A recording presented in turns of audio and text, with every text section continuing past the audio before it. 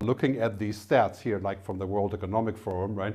The risks have gotten worse since the start of the COVID crisis. That is a huge list, right? Social cohesion, livelihood, climate action failure, mental health deterioration, and Bill was mentioned that earlier. It's an ongoing list. If it was complete, it would go down to the bottom of the screen, yeah, all the way down beyond the screen, I suppose.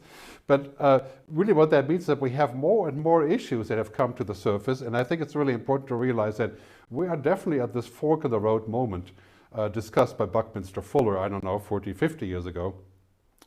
This is the trigger moment. We're at the pivot point of the exponential scale here, right? Which means that we're taken off for 816 and beyond that, and it's really important as we go this, and I call this a PermaChange. It's a kind of a word that I made up, but I think it fits really well.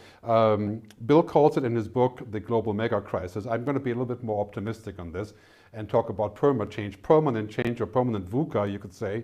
That is basically in the cards for the next 10 years. We've got to be prepared for this. We have to collaborate, and we have to set priorities in a different way than we've been doing all along. And another really important graph here as we're looking at this, right?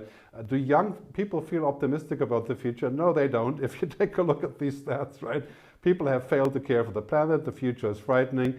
And especially down, if you look at the where that's happening, the southern part of the hemisphere, right? The Philippines, Brazil, India, right? A lot of confusion about this, where that's going and what the next step is. And then we have lots of people quitting. You can see here, of course, the Randstad Work Monitor, that a lot of 18 to 24-year-olds, right, would rather be unemployed than to be unhappy in a job. That's also quite different than before COVID.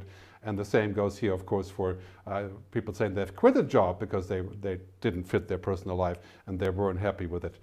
Machines are getting smarter at a very rapid rate. So artificial intelligence, the Internet of Things, quantum computing, all that stuff that's happening around us, I call those the game changers, right?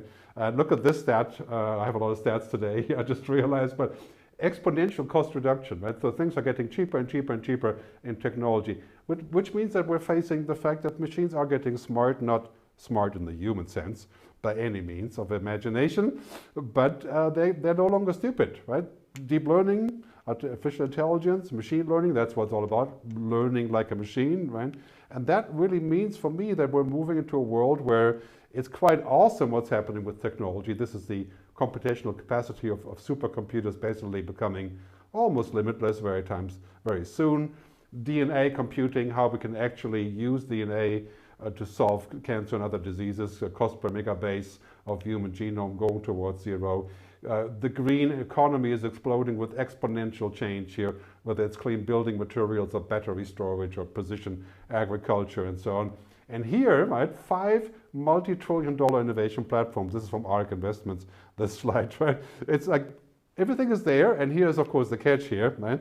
In the end, we can safely say that we will have all the tools, the science and the technology, but we're short of telos, the Greek word, purpose, right? And that, of course, relates to consciousness. Yeah, we're short of consciousness. We're not short of tools, but we have all the tools we need. And we have to actually get around to using them correctly.